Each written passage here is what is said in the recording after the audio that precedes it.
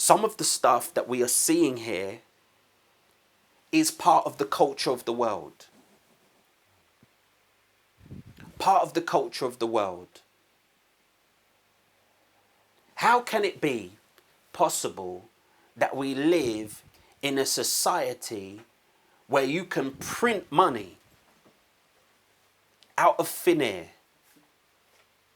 You can have people so irresponsible that they go into debt, billions of pounds, and then print the money and yoke the debt balance of the printed money onto the citizens of that country, but you can't feed the people who are homeless on the street.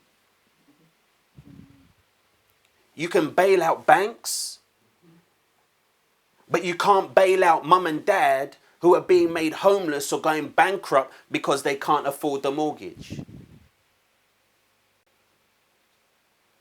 This is the kind of level of injustice and unrighteousness that the Father is saying to the people who are fasting on this day.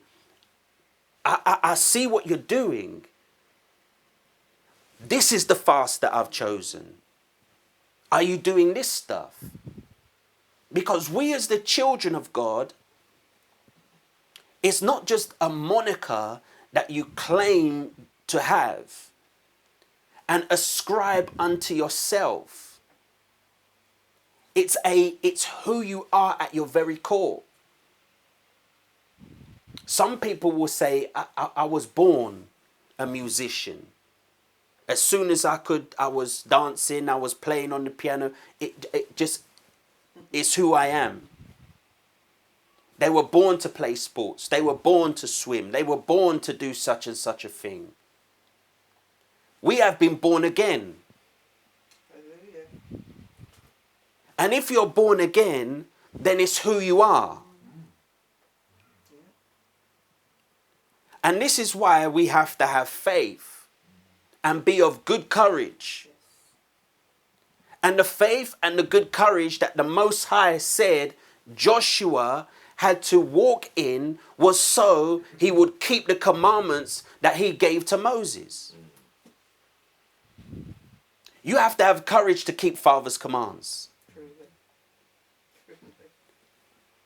If Father gives you an instruction and the instruction comes from above, but you're living in the midst of a people who come from the earth, you have to have courage. Messiah experienced the kind of death he knew. He was forewarned. People never just jumped out of the bush and took him by surprise.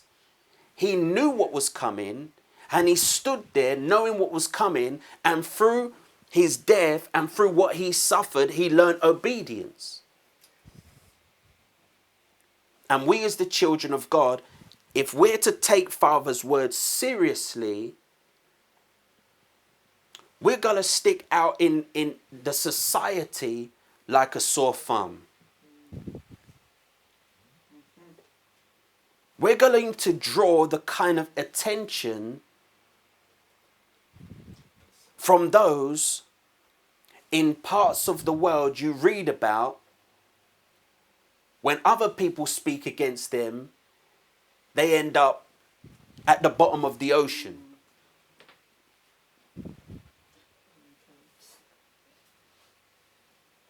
But if I remember correctly, let's go to it. Let's go to Psalm 91.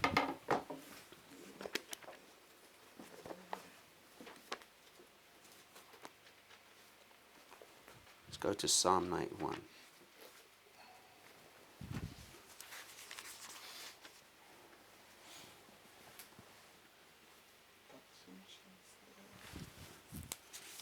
Psalm 91, verse 14. It says, "Because he hath set his love upon me, therefore will I deliver him. I will set him on high, because he hath known my name. He shall call upon me, and I will answer him. I will be with him in trouble. I will deliver him and honor him. With long life will I satisfy him and show him my salvation. Hallelujah. Hallelujah. So when we are confronted with fear with regards to the kind of fast that Father has chosen, we have to recognize it says in his word, with long life will I satisfy him and I will show him my salvation. I will be with him in trouble.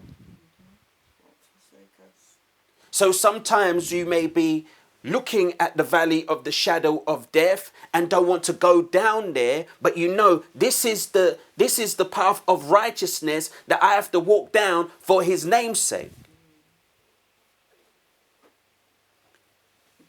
And we may not go that way because we're afraid, because the title of the road says path of the valley of the shadow of death. This is the valley of the shadow of death. Come not near here.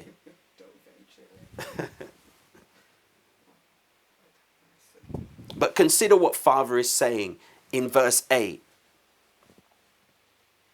Then shall thy light break forth as the morning, and thy health shall spring forth speedily.